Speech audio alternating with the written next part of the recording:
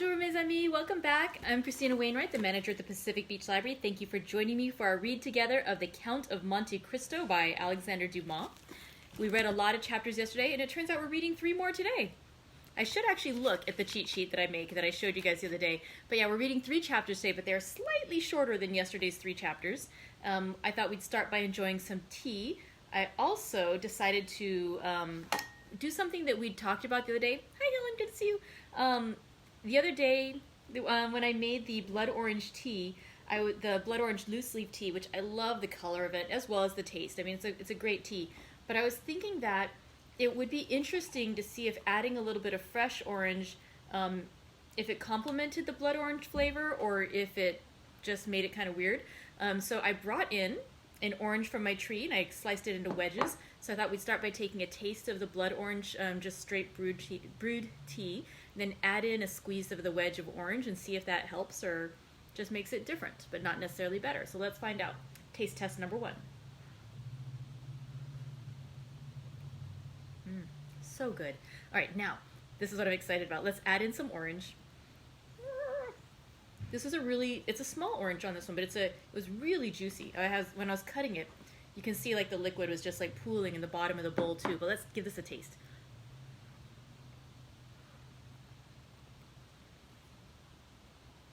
You know, I actually don't think that adding the fresh orange did anything special for it because it kind of mellowed out the little tang from the blood orange. That's interesting. I may actually have to make a pot of a black tea after this because I think the orange would be really good in a black tea, but I was just really curious how it tasted in the blood orange, and the answer is it didn't do anything special to it. That's fascinating. I mean, it's not bad, but it didn't really make it better. It didn't enhance it in a significant way, which I was hoping it would. Okay, let's start out now by talking about yesterday's chapters, and then we have 3 more good ones coming up. Yesterday, the first chapter we read was, in this edition, it says the office of the procureur du roi, and I think that was the other one it said was like the office of the king's attorney or king's magistrate. I think it said king's attorney.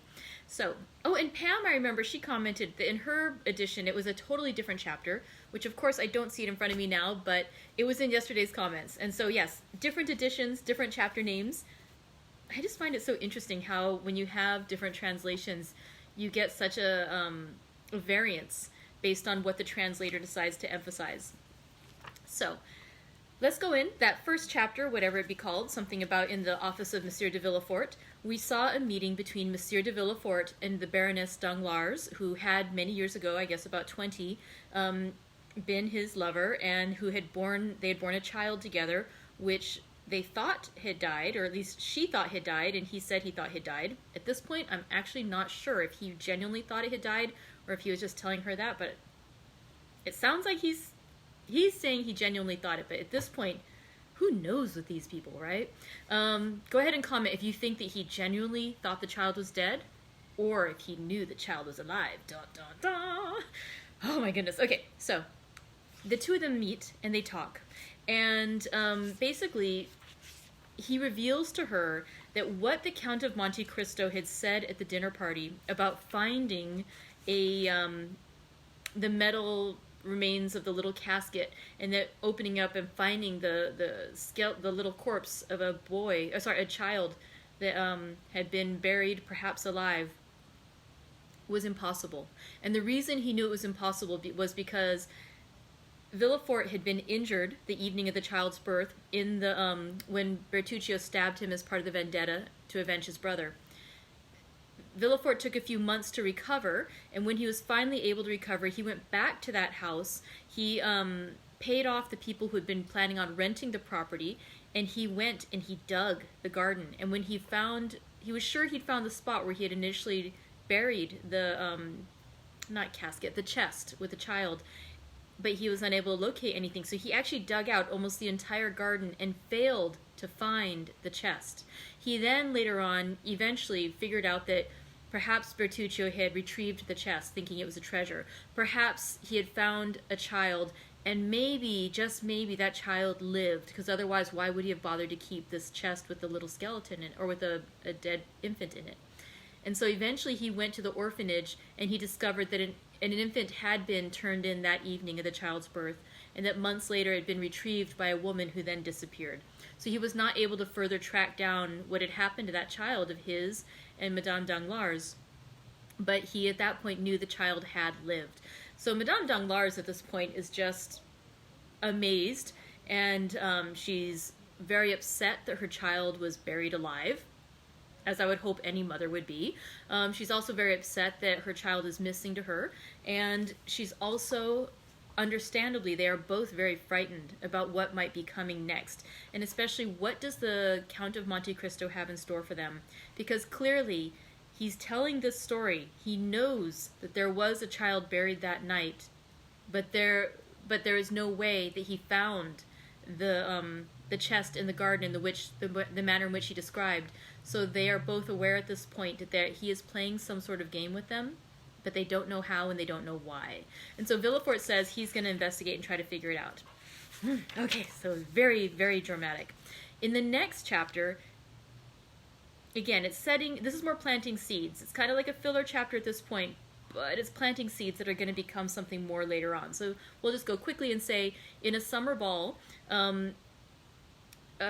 what's his name? Albert de Morcerf and his mother came back from the little weekend trip they'd taken out of town, which prevented them from attending the dinner with everyone else at Auteuil. Albert de Morcerf again reiterated to the Count of Monte Cristo that his mother was very eager to speak further and get to know better the Count of Monte Cristo. And again, we know, as Albert does not, that his mother is Mercédès, the former fiancée of Edmond Dantès, which is, who is now going as the Count of Monte Cristo. So they have quite a rich history, which is lying behind them. And that's what's sort of like brewing underneath. And we don't know what's going to happen when they do finally speak together some more. Like, will it go well? Will he be upset? Will he be taking revenge on her too? We don't really know. And so Albert issues another invitation for a summer ball that's coming up, and because Madame de Morcerf specifically invited the Count of Monte Cristo, he agrees that he will indeed attend this.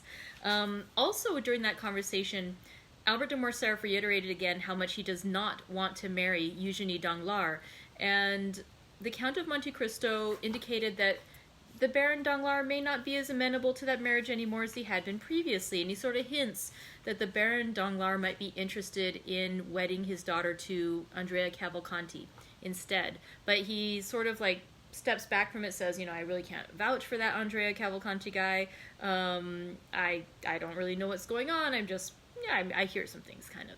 And so he's hinting, but nothing is said at this point. Finally, the last chapter we read involved Monsieur de Villefort trying to investigate what had happened, why the Count of Monte Cristo was coming after them, who he was, what could be the motivation. He inquires of the former inspector of prisons who had been Monsieur de Beauville, who again, we remember, we've seen him twice already at this point. He had been an inspector of prisons. He had met Edmond Dantès when he was in prison. And then after Edmond was released, he, in the guise of the Abbé no, not the Abbé Busoni, in the guise of, gosh, I'm trying to remember, was he being the Abbé Busoni at that point? He might have been. No, he was being the businessman. He was an unnamed Englishman working for the company that had the notes held by Monsieur Morel. Okay, so at that point he had looked at the records of the Abbé Faria and also of Edmond Dantès. And so, but Monsieur de Villefort contacts him and gets information, and basically pointing him towards the Abbé Busoni, a Sicilian priest, and also to Lord Wilmore, an eccentric Englishman who is quite rich. So, first, he goes to visit the Abbé Busoni, who is not in to receive callers. He leaves a note, and of course, he's passing himself off as somebody who works in the office, but really, we know it's Villefort.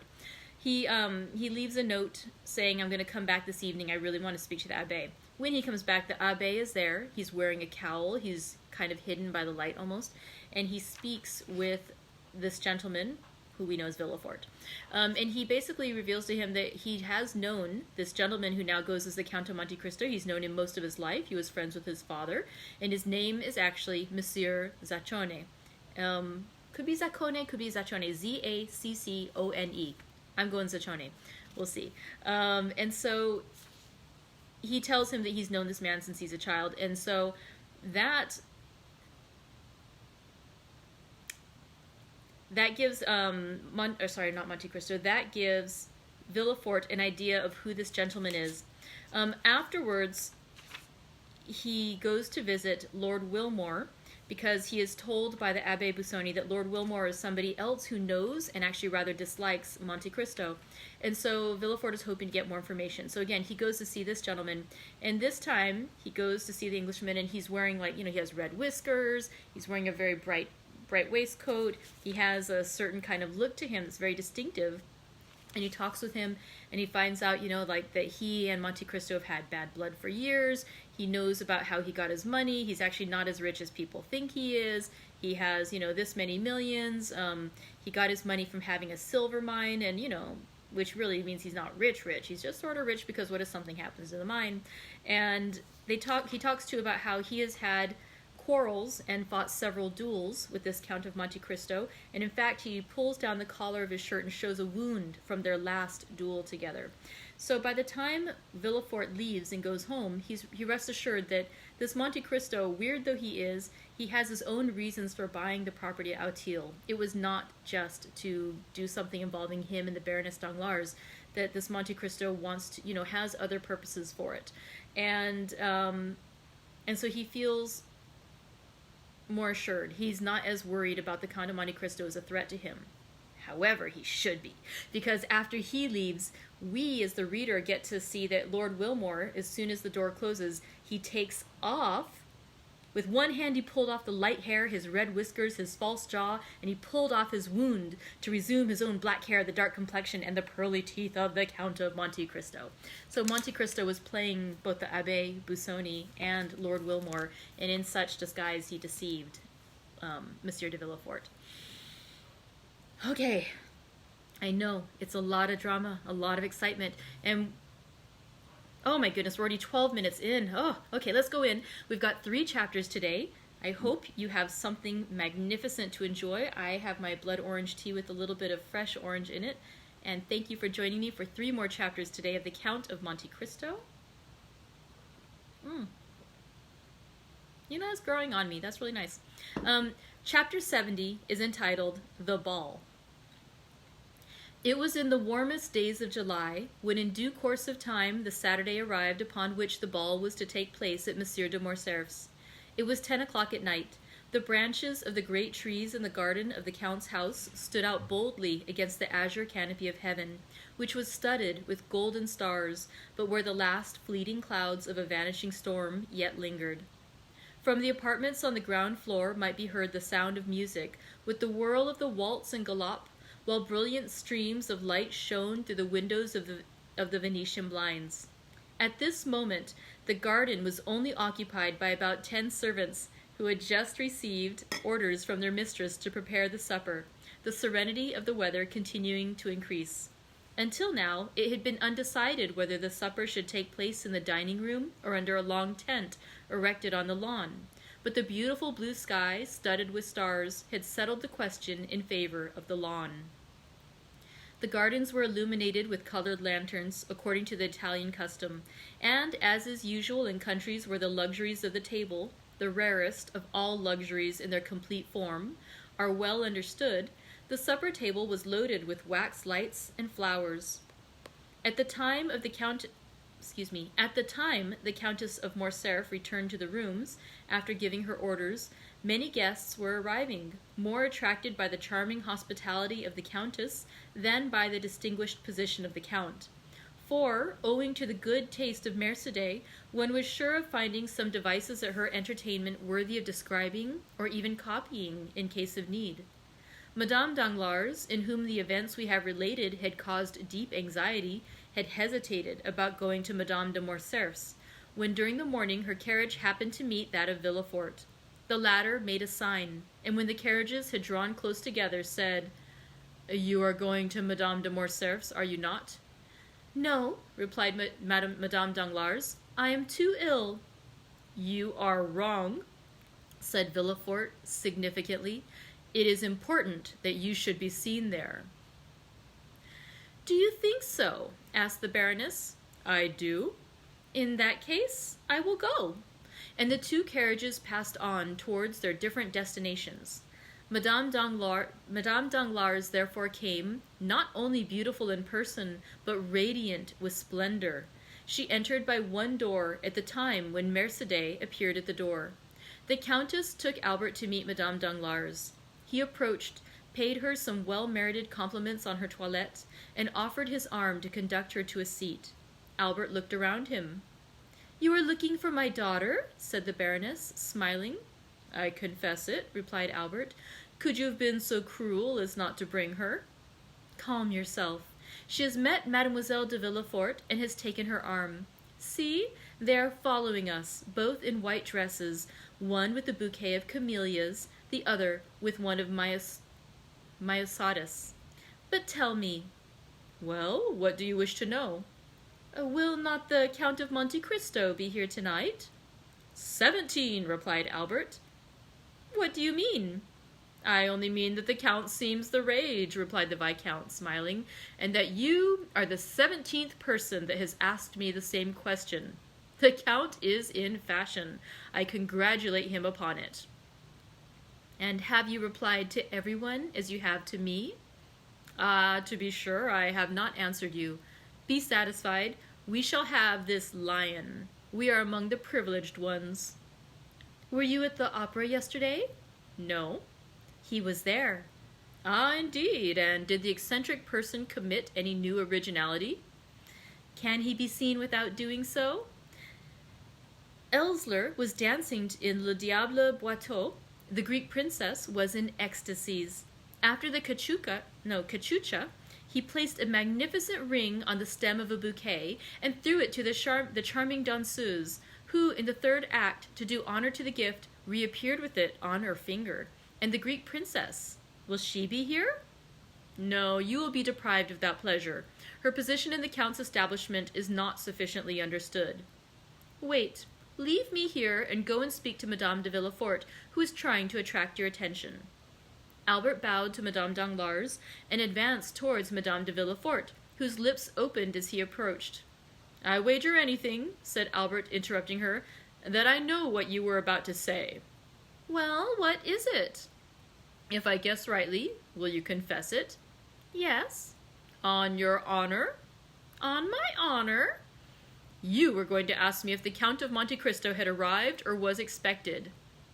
"Not at all. It is not of him that I am now thinking. I was going to ask you if you had received any news of Monsieur Franz." "Yes, yesterday." "What did he tell you?" "That he was leaving at the same time as his letter."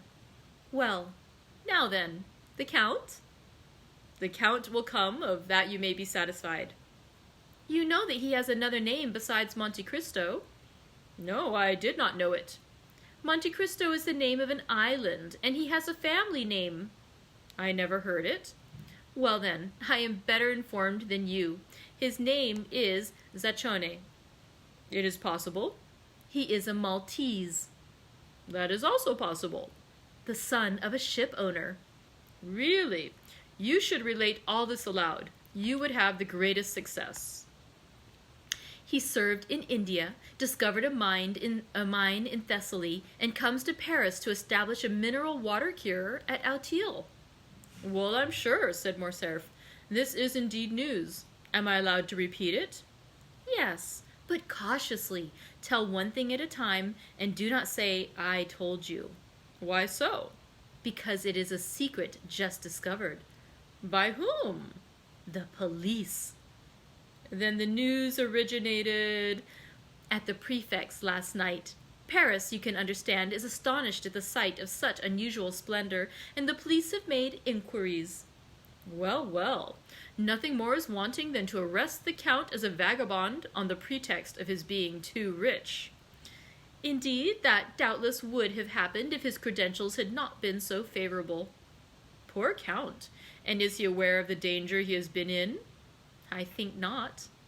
"Then it will be but charitable to inform him. When he arrives, I will not fail to do so." Just then, a handsome young man with bright eyes, black hair, and glossy mustache respectfully bowed to Madame de Villefort. Albert extended his hand. "Madame," said Albert, "allow me to present you to Monsieur Maximilien Morel, Captain of Spahis, one of our best and above all of our bravest officers." "I have already had the pleasure of meeting this gentleman at Auteuil, at the house of the Count of Monte Cristo," replied Madame de Villefort, turning away with marked coldness of manner. This answer, and especially the tone in which it was uttered, chilled the heart of poor Morel. But a recompense was in store for him. Turning around, he saw near the door a beautiful fair face, whose large blue eyes were, without any marked expression, fixed upon him, while the bouquet of myosotis was gently raised to her lips. The salutation was so well understood that Morel, with the same expression in his eyes, placed his handkerchief to his mouth, and these two living statues, whose hearts beat so violently under their marble aspect, separated from each other by the whole length of the room, forgot themselves for a moment, or rather forgot the world in their mutual contemplation. They might have remained much longer lost in one another without anyone noticing their abstraction. The Count of Monte Cristo had just entered. We have already said that there was something in the Count which attracted universal attention wherever he appeared. It was not the coat, unexceptional in its cut, though simple and unornamented. It was not the plain white waistcoat. It was not the trousers that displayed the foot so perfectly formed. It was none of those things that attracted the attention. It was his pale complexion, his waving black hair, his calm and serene expression, his dark and melancholy eye, his mouth chiseled with such marvelous delicacy, which so easily expressed such high disdain. These were what fixed the attention of all upon him. Many men might have been handsomer, but certainly there could be none whose appearance was more significant, if the expression may be used. Everything about the Count seemed to have its meaning, for the constant habit of thought which he had acquired had given an ease and vigor to the expression of his face, and even to the most trifling gesture scarcely to be understood.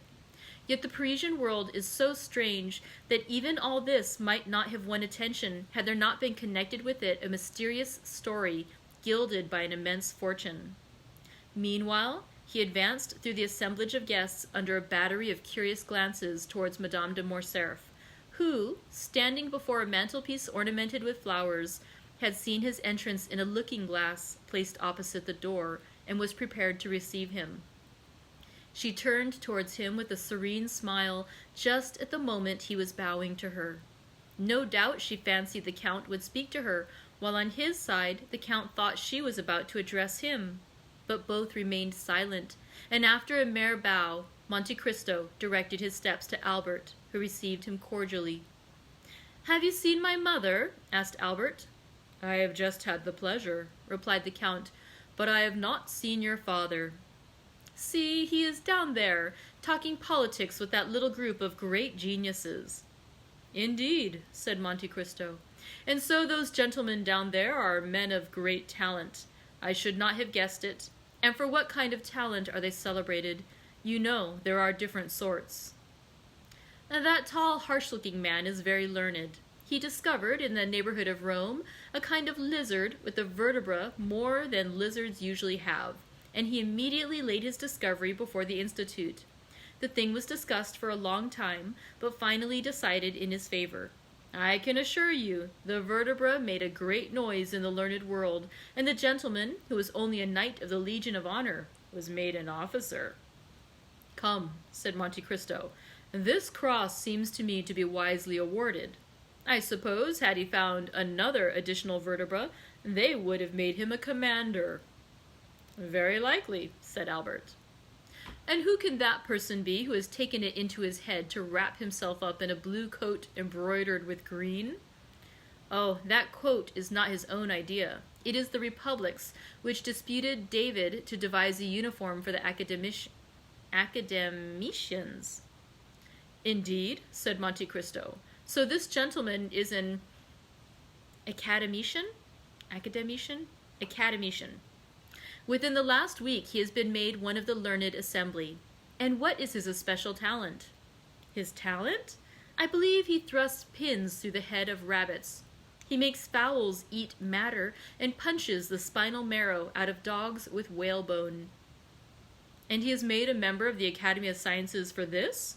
No, of the French Academy. But what has the French Academy to do with all this? I was going to tell you. It seems that his experiments have very considerably advanced the cause of science, doubtless?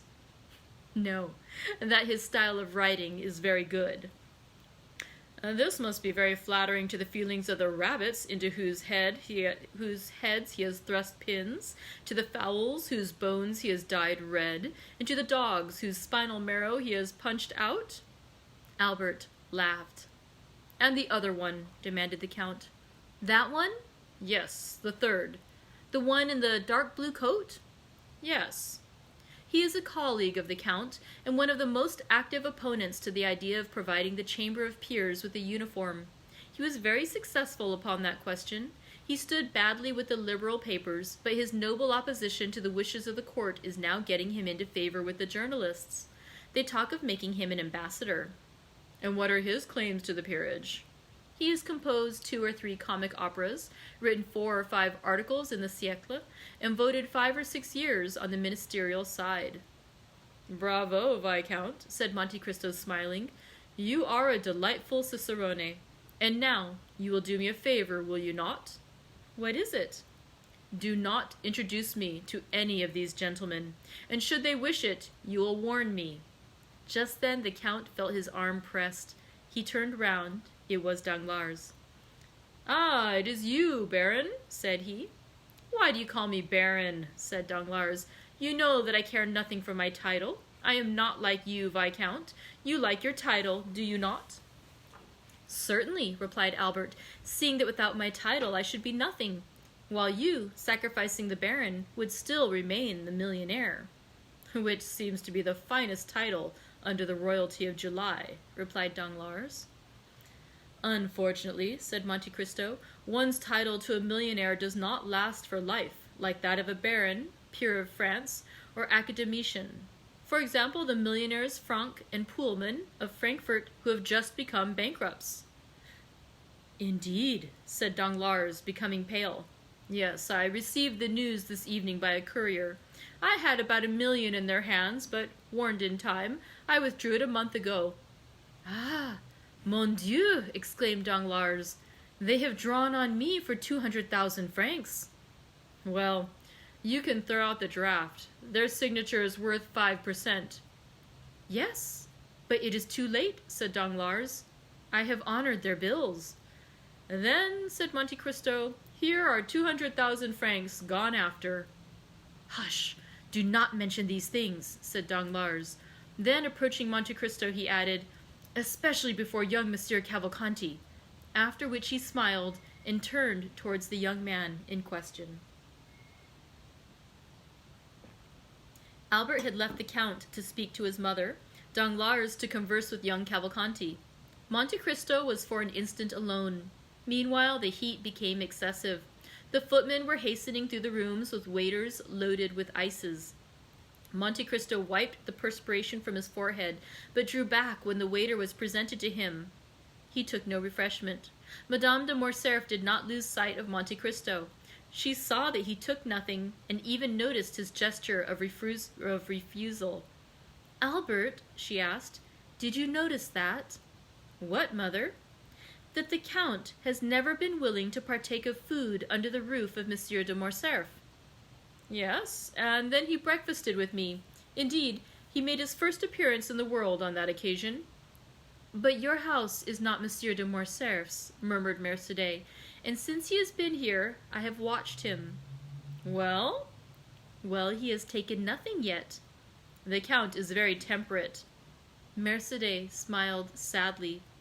Approach him, said she, and when the next waiter passes, insist upon his taking something.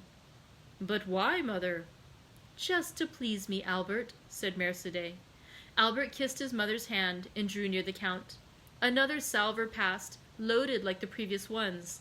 She saw Albert attempt to persuade the Count, but he obstinately refused. Albert rejoined his mother. She was very pale. "Well," said she, "you see he refuses?" "Yes, but why need this annoy you?" "You know, Albert, women are singular creatures. I should like to have seen the Count take something in my house, if only an ice. Perhaps he cannot reconcile himself to the French style of living, and might prefer something else." "Oh, no, I have seen him eat of everything in Italy. No doubt he does not feel inclined this evening." "And besides," said the Countess, "accustomed as he is to burning climates, perhaps he does not feel the heat as we do." "I do not think that, for he has complained of feeling almost suffocated, and asked why the Venetian blinds were not opened as well as the windows." "In a word," said Mercédès, "it was a way of assuring me that his abstinence was intended."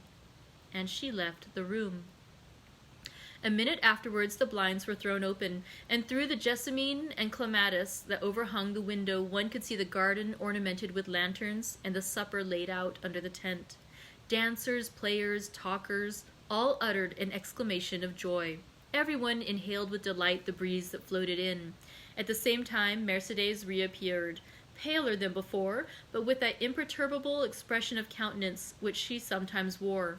She went straight to the group of which her husband formed the center. "Do not detain those gentlemen here, Count," she said. "They would prefer, I should think, to breathe in the garden rather than suffocate here, since they are not playing." "Ah," said a gallant old general, who in 1809 had sung "Partant pour la Syrie," "we will not go alone to the garden."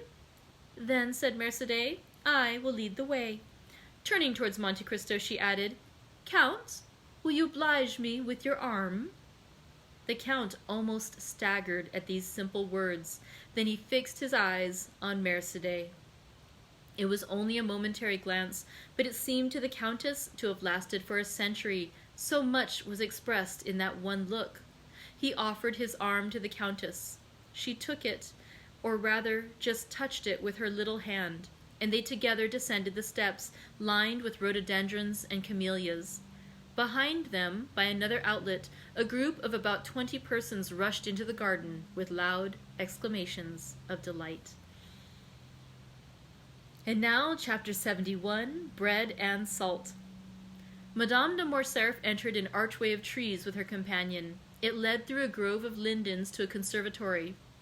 "It was too warm in the room, was it not, Count?" she asked. "Yes, madame, and it was an excellent idea of yours to open the doors and the blinds." As he ceased speaking, the Count felt the hand of Mercédès tremble. "But you," he said, "with that light dress and without anything to cover you but that gauze scarf, perhaps you feel cold?" "Do you know where I am leading you?" said the Countess, without replying to the question. "No, madame," replied Monte Cristo, "but you see I make no resistance." "We are going to the greenhouse that you see at the other end of the grove." The Count looked at Mercédès as if to interrogate her, but she continued to walk on in silence, and he refrained from speaking. They reached the building, ornamented with magnificent fruits, which ripen at the beginning of July in the artificial temperature which takes the place of the sun, so frequently absent in our climate. The Countess left the arm of Monte Cristo and gathered a bunch of muscatel grapes. "See, Count," she said, with a smile so sad in its expression that one could almost detect the tears on her eyelids. "See, our French grapes are not to be compared, I know, with yours of Sicily and Cyprus, but you will make allowance for our northern sun." The Count bowed, but stepped back. "Do you refuse?" said Mercédès in a tremulous voice. "Pray excuse me, madame," replied Monte Cristo, "but I never eat muscatel grapes." Mercédès let them fall and sighed. A magnificent peach was hanging against an adjoining wall, ripened by the same artificial heat. Mercédès drew near and plucked the fruit. "Take this peach, then," she said. The Count again refused. "What again?" she exclaimed, in so plaintive an accent that it seemed to stifle a sob. "Really, you pain me." A long silence followed. The peach, like the grapes, fell to the ground. "Count," added Mercédès with a supplicating glance. "There is a beautiful Arabian custom which makes eternal friends of those who have together eaten bread and salt under the same roof." "I know it, madame," replied the Count, "but we are in France, and not in Arabia, and in France eternal friendships are as rare as the custom of dividing bread and salt with one another." "But," said the Countess, breathlessly, with her eyes fixed on Monte Cristo, whose arm she convulsively pressed with both hands, "we are friends, are we not?" The Count became pale as death. The blood rushed to his heart, and then, again rising, dyed his cheeks with crimson. His eyes swam like those of a man suddenly dazzled. "Certainly we are friends," he replied. "Why should we not be?" The answer was so little like the one Mercédès desired that she turned away to give vent to a sigh, which sounded more like a groan. "Thank you," she said, and they walked on again. They went the whole length of the garden without uttering a word. "Sir," suddenly exclaimed the Countess, after their walk had continued 10 minutes in silence, "is it true that you've seen so much, traveled so far, and suffered so deeply?" "I have suffered deeply, madame," answered Monte Cristo. "But now you are happy?" "Doubtless," replied the Count, "since no one hears me complain." "And your present happiness, has it softened your heart?" "My present happiness equals my past misery," said the Count. "Are you not married?" asked the Countess. "I married?" exclaimed Monte Cristo, shuddering. "Who could have told you so?" "No one told me you were, but you have frequently been seen at the opera with a young and lovely woman." "She is a slave whom I bought at Constantinople, madame, the daughter of a prince. I have adopted her as my daughter, having no one else to love in the world." "You live alone, then?" "I do." "You have no sister, no son, no father?" "I have no one." "How can you exist thus without anyone to attach you to life?" "It is not my fault, madame. At Malta, I loved a young girl, was on the point of marrying her, when war came and carried me away. I thought she loved me well enough to wait for me, and even to remain faithful to my memory. When I returned, she was married. This is the history of most men who have passed 20 years of age. Perhaps my heart was weaker than the hearts of most men, and I suffered more than they would have done in my place. That is all." The Countess stopped for a moment, as if gasping for breath. "Yes," she said, "and you have still preserved this love in your heart? One can only love once. And did you ever see her again?" "Never." "Never?" "I never returned to the country where she lived." "To Malta?" "Yes, Malta." "She is then now at Malta?" "I think so." "And have you forgiven her for all she has made you suffer?" "Her? Yes." "But only her. Do you then still hate those who separated you?" "I hate them? Not at all. Why should I?" The Countess placed herself before Monte Cristo, still holding in her hand a portion of the perfumed grapes. "Take some," she said. "Madame, I never eat muscatel grapes," replied Monte Cristo, as if the subject had not been mentioned before. The Countess dashed the grapes into the nearest thicket with a gesture of despair. "Inflexible man," she murmured. Monte Cristo remained as unmoved as if the reproach had not been addressed to him. Albert at this moment ran in. "Oh, mother!" he exclaimed, "such a misfortune has happened!" "What has happened?" asked the Countess, as though awakening from a sleep to the realities of life. "Did you say a misfortune? Indeed, I should expect misfortunes." "Monsieur de Villefort is here." "Well?" "He comes to fetch his wife and daughter." "Why so?" "Because Madame de Saint-Méran is just arrived in Paris, bringing the news of Monsieur de Saint-Méran's death, which took place on the first stage after he left Marseille. Madame de Villefort, who was in very good spirits, would neither believe nor think of the misfortune, but Mademoiselle Valentine, at the first words, guessed the whole truth, notwithstanding all the precautions of her father. The blow struck her like a thunderbolt, and she fell senseless. "And how was Monsieur de Saint-Méran related to Mademoiselle de Villefort?" asked the Count. "He was her grandfather on her mother's side. He was coming here to hasten her marriage with Franz." "Ah, indeed. So Franz must wait. Why was not Monsieur de Saint-Méran also grandfather to Mademoiselle Danglars?" "Albert, Albert," said Madame de Morcerf in a tone of mild reproof, "what are you saying? Ah, Count, he esteems you so highly. Tell him that he has spoken amiss." And she took 2 or 3 steps forward. Monte Cristo watched her with an air so thoughtful and so full of affectionate admiration that she turned back and grasped his hand. At the same time she seized that of her son and joined them together. "We are friends, are we not?" she asked. "Oh, madame, I do not presume to call myself your friend, but at all times I am your most respectful servant." The Countess left with an indescribable pang in her heart, and before she had taken 10 steps, the Count saw her raise her handkerchief to her eyes. "Do not my mother and you agree?" asked Albert, astonished. "On the contrary," replied the Count. "Did you not hear her declare that we are friends?" They re-entered the drawing-room, which Valentine and Madame de Villefort had just quitted.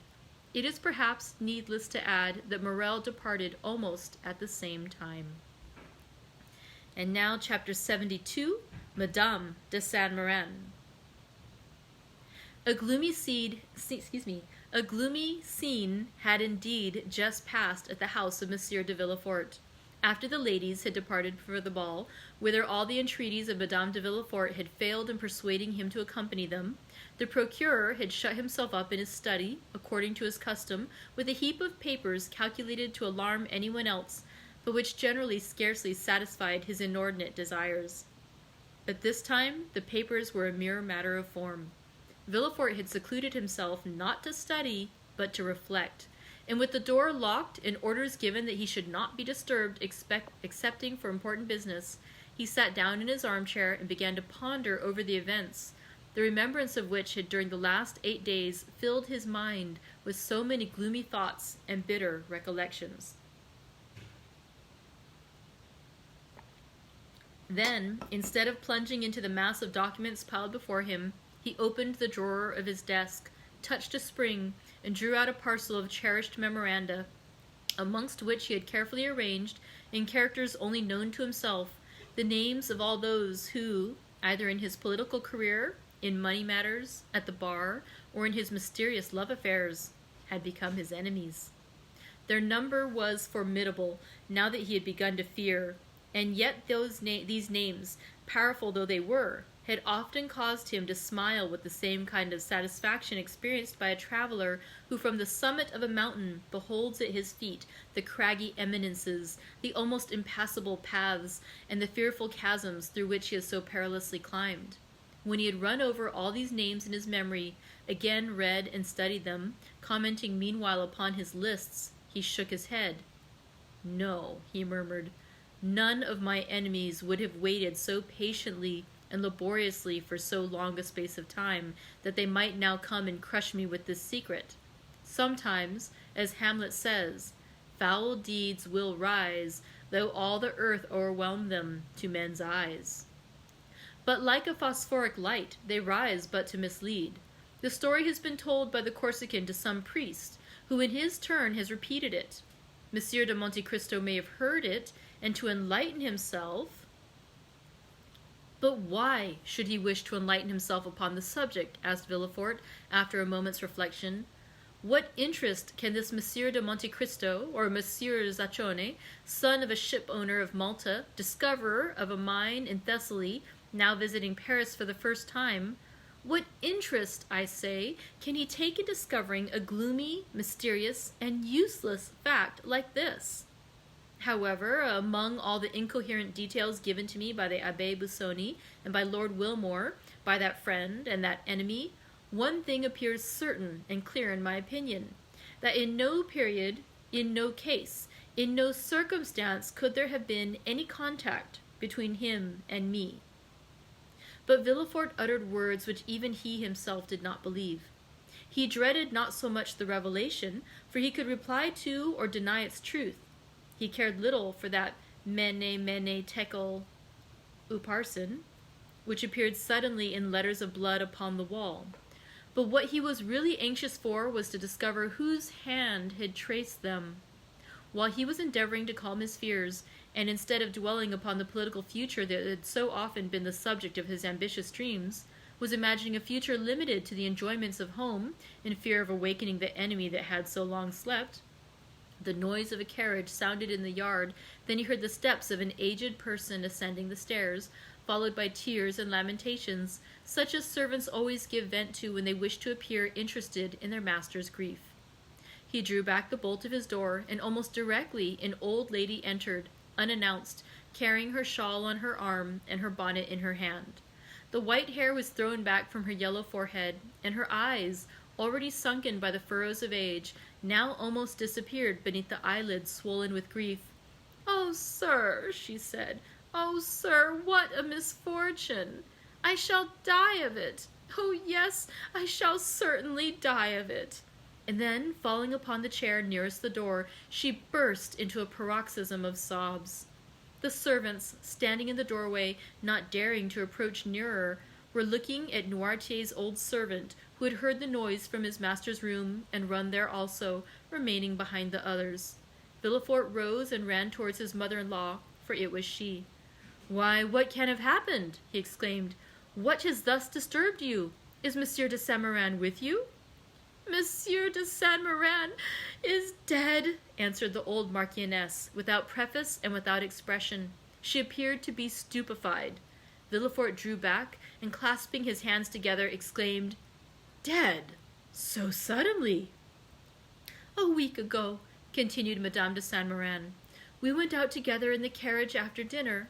Monsieur de Saint-Méran had been unwell for some days. Still, the idea of seeing our dear Valentine again inspired him with courage, and, notwithstanding his illness, he would leave. At 6 leagues from Marseilles, after having eaten some of the lozenges he is accustomed to take, he fell into such a deep sleep that it appeared to me unnatural. Still, I hesitated to wake him, although I fancied that his face was flushed, and that the veins of his temples throbbed more violently than usual. However, as it became dark, and I could no longer see, I fell asleep. I was soon aroused by a piercing shriek, as from a person suffering in his dreams, and he suddenly threw his head back violently. I called the valet, I stopped the postilion, I spoke to Monsieur de Saint-Méran, I applied my smelling salts, but all was over, and I arrived at Aix by the side of a corpse." Villefort stood with his mouth half opened, quite stupefied. "Of course you sent for a doctor?" "Immediately, but as I have told you, it was too late." "Yes, but then he could tell of what complaint the poor Marquis had died." "Oh, yes, sir, he told me. It appears to have been an apoplectic stroke." "And what did you do then?" "Monsieur de Saint-Méran had always expressed a desire in case his death happened during his absence from Paris, that his body might be brought to the family vault. I had him put into a leaden coffin, and I am preceding him by a few days." "Oh, my poor mother," said Villefort, "to have such duties to perform at your age after such a blow." "God has supported me through all, and then, my dear Marquis, he would certainly have done everything for me that I performed for him. It is true that since I left him I seem to have lost my senses. I cannot cry. At my age they say that we have no more tears. Still, I think that when one is in trouble one should have the power of weeping. Where is Valentine, sir? It is on her account I am here. I wish to see Valentine." Villefort thought it would be terrible to reply that Valentine was at a ball, so he only said that she had gone out with her stepmother, and that she should be fetched. "This instant, sir, this instant, I beseech you," said the old lady. Villefort placed the arm of Madame de Saint-Méran within his own, and conducted her to his apartment. "Rest yourself, mother," he said.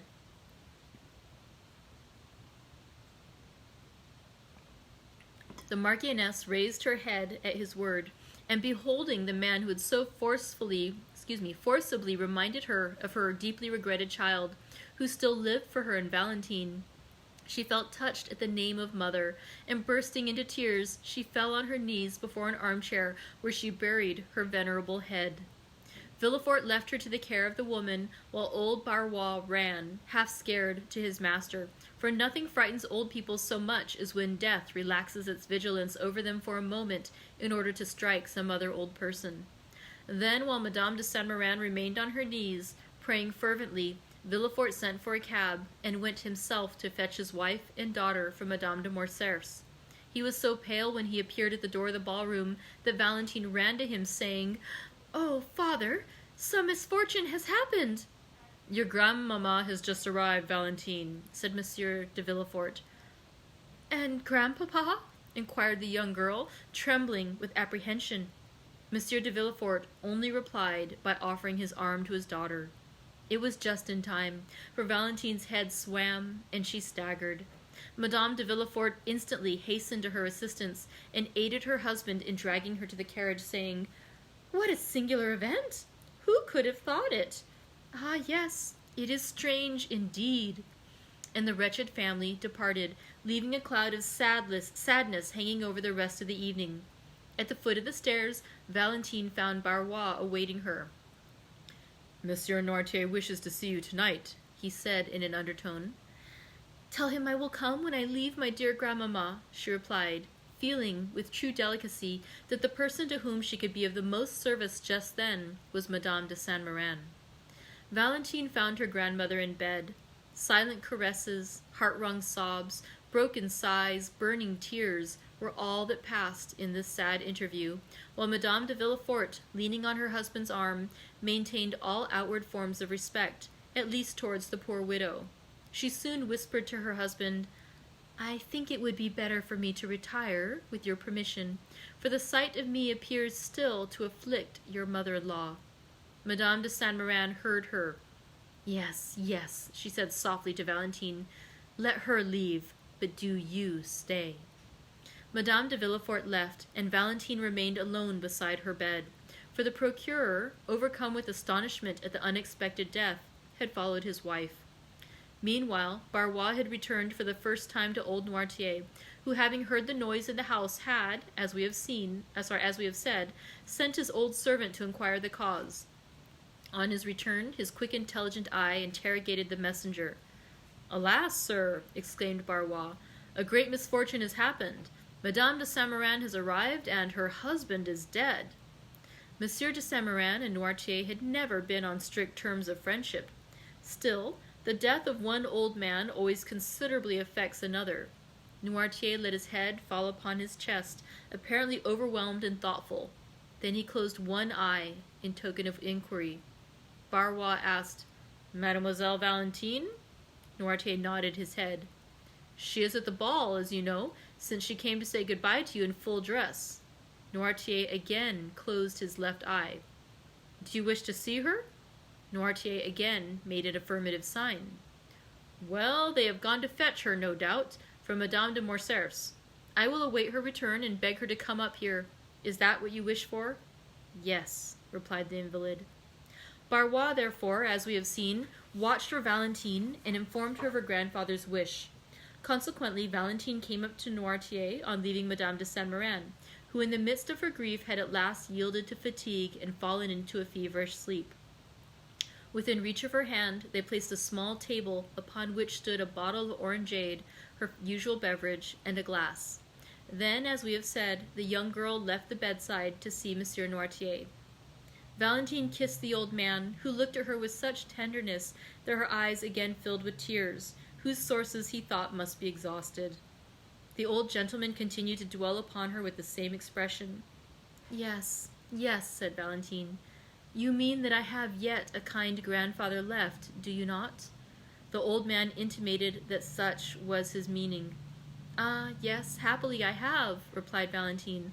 "Without that, what would become of me?" It was 1 o'clock in the morning. Barrois, who wished to go to bed himself, observed that after such sad events everyone stood in need of rest. Noirtier would not say that the only rest he needed was to see his child, but wished her good night, for grief and fatigue had made her appear quite ill. The next morning she found her grandmother in bed. The fever had not abated. On the contrary, her eyes glistened, and she appeared to be suffering from violent nervous irritability. "Oh, dear grandmamma, are you worse?" exclaimed Valentine, perceiving all these signs of agitation. "No, my child, no," said Madame de Saint-Méran, "but I was impatiently waiting for your arrival, that I might send for your father." "My father?" inquired Valentine, uneasily. "Yes, I wish to speak to him." Valentine durst not oppose her grandmother's wish, the cause of which she did not know, and an instant afterwards Villefort entered. "Sir," said Madame de Saint-Méran, without using any circumlocution, and as if fearing she had no time to lose, "you wrote to me concerning the marriage of this child?" "Yes, madame," replied Villefort. "It is not only projected, but arranged." "Your intended son-in-law is named Monsieur Franz d'Épinay?" "Yes, madame." "Is he not the son of General d'Épinay, who is on our side, and who was assassinated some days before the usurper returned from the island of Elba?" "The same." "Does he not dislike the idea of marrying the granddaughter of a Jacobin?" "Our civil dissensions are now happily extinguished, mother," said Villefort. "Monsieur d'Épinay was quite a child when his father died. He knows very little of Monsieur Noirtier, and will meet him, if not with pleasure, at least with indifference." "Is it a suitable match?" "In every respect." "And the young man?" "Is regarded with universal esteem." "You approve of him?" "He is one of the most well-bred young men I know." During the whole of this conversation, Valentine had remained silent. "Well, sir," said Madame de Saint-Méran after a few minutes' reflection, "I must hasten the marriage, for I have but a short time to live." "You, madame?" "You, dear mamma?" exclaimed Monsieur de Villefort and Valentine at the same time. "I know what I am saying," continued the Marchioness. "I must hurry you, so that, as she has no mother, she may at least have a grandmother to bless her marriage. I am all that is left to her belonging to my poor Renée, whom you have so soon forgotten, sir." "Ah, madame," said Villefort, "you forget that I was obliged to give a mother to my child." "A stepmother is never a mother, sir. But this is not to the purpose. Our business concerns Valentine. Let us leave the dead in peace." All this was said with such exceeding rapidity that there was something in the conversation that seemed like the beginning of delirium. "It shall be as you wish, madame," said Villefort, "more especially since your wishes coincide with mine. And as soon as Monsieur d'Épinay arrives in Paris—" "My dear grandmother," interrupted Valentine, "consider decorum. The recent death. You would not have me marry under such sad auspices." "My child," exclaimed the old lady sharply, "let us hear none of the conventional objections that deter weak minds from preparing for the future. I also was married at the deathbed of my mother, and certainly I have not been less happy on that account." "Still, that idea of death, madame," said Villefort. "Still? Always! I tell you I am going to die. Do you understand? Well, before dying, I wish to see my son-in-law. I wish to tell him to make my child happy. I wish to read in his eyes whether he intends to obey me. In fact, I will know him. I will," continued the old lady with a fearful expression, "that I may rise from the depths of my grave to find him if he should not fulfill his duty." "Madame," said Villefort, "you must lay aside these exalted ideas, which almost assume the appearance of madness. The dead, once buried in their graves, rise no more." "And I tell you, sir, that you are mistaken. This night I have had a fearful sleep. It seemed as though my soul were already hovering over my body. My eyes, which I tried to open, closed against my will, and what will appear impossible above all to you, sir, I saw, with my eyes shut, in the spot where you are now standing, issuing from that corner where there is a door leading into Madame Villefort's dressing-room. I saw, I tell you, silently enter a white figure." Valentine screamed. It was the fever that disturbed you, madame, said Villefort. Doubt if you please, but I am sure of what I say. I saw a white figure, and, as if to prevent my discrediting the testimony of only one of my senses, I heard my glass removed, the same which is there now on the table. Oh, dear mother, it was a dream. So little was it a dream that I stretched my hand towards the bell, but when I did so, the shade disappeared. My maid then entered with the light, but she saw no one. Phantoms are visible to those only who ought to see them. It was the soul of my husband. Well, if my husband's soul can come to me, why should not my soul reappear to guard my granddaughter? The tie is even more direct, it seems to me. Oh, madame, said Villefort, deeply affected in spite of himself, do not yield to these gloomy thoughts. You will long live with us, happy, loved, and honored, and we will make you forget. Never, never, never, said the Marchioness. When does Monsieur d'Épinay return? We expect him every moment. It is well. As soon as he arrives, inform me. We must be expeditious, and then I also wish to see a notary, that I may be assured that all our property returns to Valentine. Ah, grandmamma, murmured Valentine, pressing her lips on the burning brow, do you wish to kill me?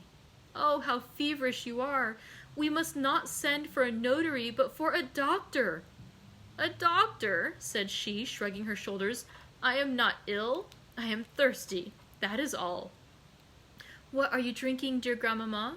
The same as usual, my dear. My glass is there on the table. Give it to me, Valentine. Valentine poured the orangeade into a glass and gave it to her grandmother with a certain degree of dread, for it was the same glass she fancied that had been touched by the spectre. The Marchioness drained the glass at a single draught, and then turned on her pillow, repeating, "The notary! The notary!" Monsieur de Villefort left the room, and Valentine seated herself at the bedside of her grandmother. The poor child appeared herself to require the doctor she had recommended to her aged relative. A bright spot burned in either cheek. Her respiration was short and difficult, and her pulse beat with feverish excitement. She was thinking of the despair of Maximilian when he should be informed that Madame de Saint-Méran, instead of being an ally, was unconsciously acting as his enemy. More than once she thought of revealing all to her grandmother, and she would not have hesitated a moment if Maximilian Morel had been named Albert de Morcerf or Raoul de Château-Renaud. But Morel was of plebeian extraction, and Valentine knew how the haughty Marquise de Saint-Méran despised all who were not noble. Her secret had each time been repressed when she was about to reveal it, by the sad conviction that it would be useless to do so, for were it once discovered by her father and mother, all would be lost. 2 hours passed thus. Madame de Saint-Méran was in a feverish sleep, and the notary had arrived. Though his coming was announced in a very low tone, Madame de Saint-Méran arose from her pillow. "The notary!" she exclaimed. "Let him come in." The notary, who was at the door, immediately entered.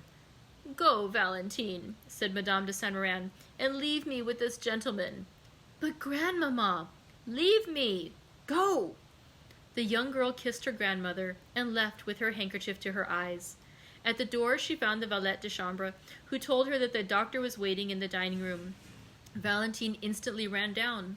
The doctor was a friend of the family, and at the same time one of the cleverest men of the day, and very fond of Valentine, whose birth he had witnessed. He had himself a daughter about her age, but whose life was one continued source of anxiety and fear to him from her mother having been consumptive. "Oh," said Valentine, "we have been waiting for you with such impatience, dear Monsieur d'Avrigny. But first of all, how are Madeleine and Antoinette?" Madeleine was the daughter of Monsieur d'Avrigny, and Antoinette his niece. Monsieur d'Avrigny smiled sadly. "Antoinette is very well," he said, "and Madeleine tolerably so. But you sent for me, my dear child. It is not your father or Madame de Villefort who is ill. As for you, although we doctors cannot divest our patients of nerves, I fancy you have no further need of me than to recommend you not to allow your imagination to take too wide a field." Valentine colored. Monsieur d'Avrigny carried the science of divination almost to a miraculous extent, for he was one of the physicians who always work upon the body through the mind. "No," she replied, "it is for my poor grandmother. You know the calamity that has happened to us, do you not?" "I know nothing," said Monsieur d'Avrigny. "Alas," said Valentine, restraining her tears, "my grandfather is dead." "Monsieur de Saint-Méran?" "Yes." "Suddenly?" "From an apoplectic stroke." "An apoplectic stroke?" repeated the doctor. "Yes, and my poor grandmother fancies that her husband, whom she never left, has called her, and that she must go and join him. Oh, Monsieur d'Avrigny, I beseech you, do something for her." "Where is she?" "In her room with the notary." "And Monsieur Noirtier?" "Just as he was, his mind perfectly clear, but the same incapability of moving or speaking." "And the same love for you, eh, my dear child?" "Yes," said Valentine, "he was very fond of me." Who does not love you?" Valentine smiled sadly. "What are your grandmother's symptoms?" "An extreme nervous excitement and a strangely agitated sleep. She fancied this morning in her sleep that her soul was hovering above her body, which at the same time watched. It must have been delirium. She fancies too that she saw a phantom enter her chamber and even heard the noise it made on touching her glass." "It is singular," said the doctor. "I was not aware that Madame de Saint-Méran was subject to such hallucinations." "It is the first time I ever saw her in this condition," said Valentine. "And this morning she frightened me so that I thought her mad, and my father, who you know is a strong-headed man, himself appeared deeply impressed." "We will go and see," said the doctor. "What you tell me seems very strange." The notary here descended, and Valentine was informed that her grandmother was alone. "Go upstairs," she said to the doctor. "And you?" "Oh, I dare not. She forbade my sending for you, and, as you say, I am myself agitated, feverish, and out of sorts. I will go and take a turn in the garden to recover myself." The doctor pressed Valentine's hand, and while he visited her grandmother, she descended the steps. We need not say which portion of the garden was her favorite walk.